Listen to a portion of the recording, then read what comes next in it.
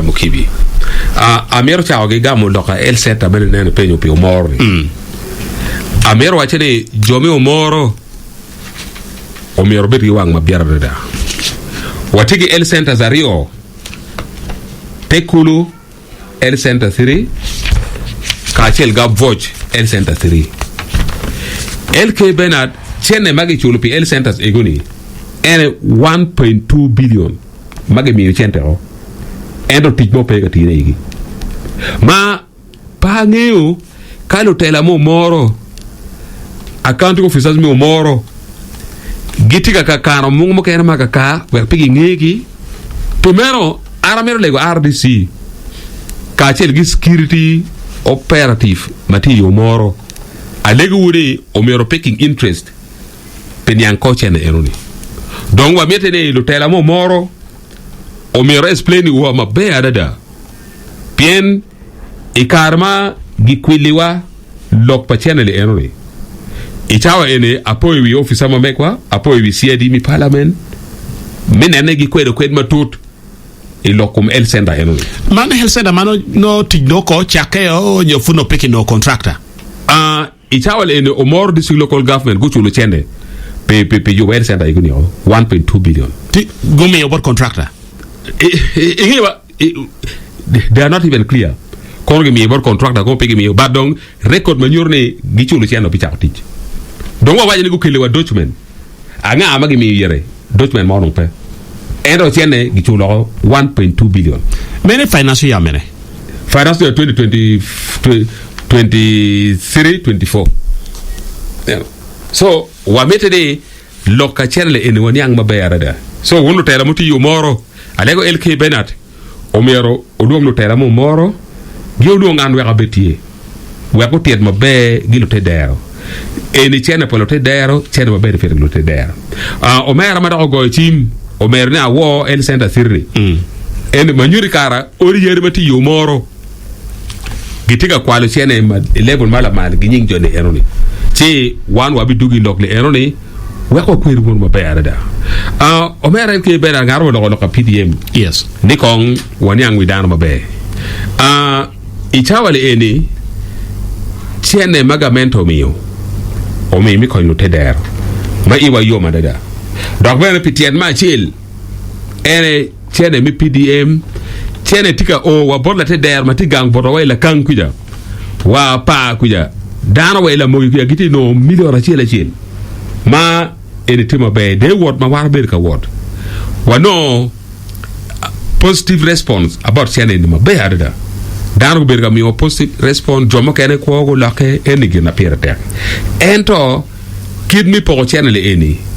anyuati ye bodwa kan ya choli ka chel gilao peda right total pen gitiga luko chek ento I West Nile ka chel Western Uganda le eni loki wari o gelo remiti lo ada karwa joma gi yer dan groupe pien won comme group ene yer ni ngarmi onong chene ci pole gimi yo na machim pa wari gi yer wari gi ene chene donyo yakam ma megi donc pi meno in may tigi report one wa corne whistleblower may tigi report ngat matika nyuaro ti pa PDM ngat matika yero wari o gilu rem po wiwa committee ma mega ene ne lokum accountability ene weng donc were mukibu mi yorgere channel ene o mi yorgi dwako kadon jo bago chamo kono eyo e wiya tika biri yeke igiwa e chawale ene jomo ken go biri waji ma yirwan committee ni politician mo kene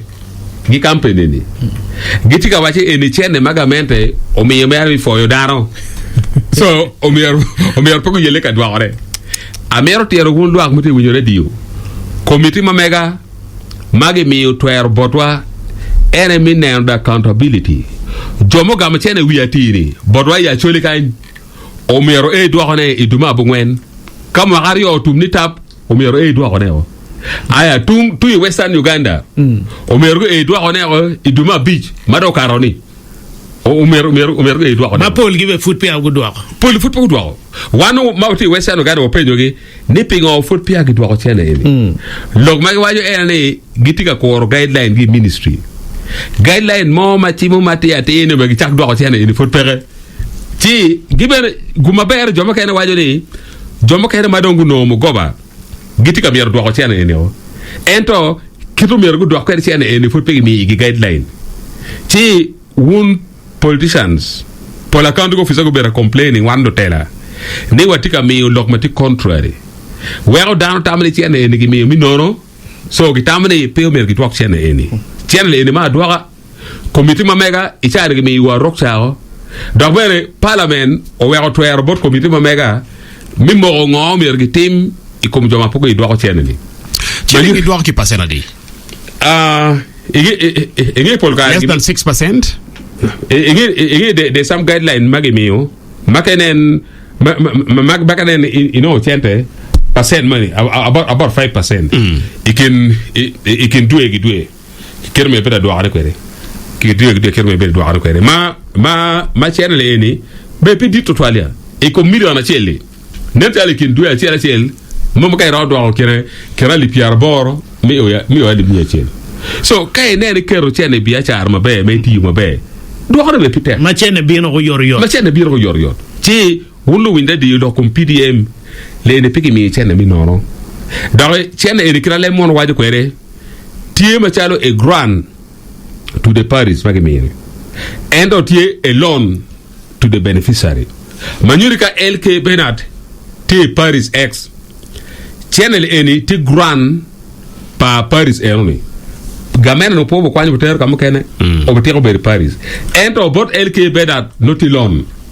bien o meilleur pays noa tiene mi paris ma migi o meilleur e kwan tiene le eni i doare we ngar men mati paris eroni be do no tiene o long ne kere kinu exactly o we neno one way iwa yom i char ma tala member of parliament kare one wati your position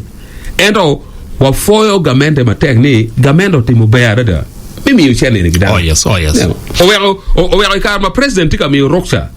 but one members of parliament ni o mi chente gi jo na mati tedero amir wacheni o fo president yuwer musufera dada o ti ma be mimi chente ma chene eni tek ngat muti yu ker ma be wang mukira la la ko Honorable Foyer to Foyer nyako ne kwetwa tien i radio Kawagiro la remi tinining Dr. Odongata Foyer bate omera orwo dongato timabe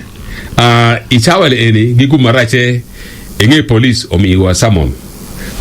police luo wana orwo dongato nema wacheka cho report ka cho statement pade piani chingcha wachero wa yao wa yo mabalalo geo gidon wa yao wipi mano balalo chelere iye tiada wachero wa yabo wa yo wa yabo wa pi che un po no twer do mechera yapo jim parwere President Yoweri Museveni Machalo Fountain of Honor o wajo de balalo tika chele wa yo balalo tika chele wa pi omiero pigo chele wa yo eno we president choyo executive order number 2 2025 so wano twero gibo president Yoweri Museveni so o te cher kagamu samona we nyo kagamu lok nyim police go wacho mi wache tini icheng bar da o ti mechere pade tien gina wana wajo wano ne treatment ti kono mabalalo nemchalo o bribing police makono gimete ka meno kidmo tama gire kwera tama pepe watama pien lawo maka balalo ku go bergi police kono cingar chelo wacho wade ka olanya ka o wono do ngato gibi fon wi were iye so wero wa kwera chero ko ichawale ene wade chero berga choke wero nen way forward no mi wate chedo wondong petit the law abiding citizen pien ka police summoning won be o chero win lok ye member of parliament orbo gidbal lanya intelligent report pierre ter kay no intelligent gibi ero bagyo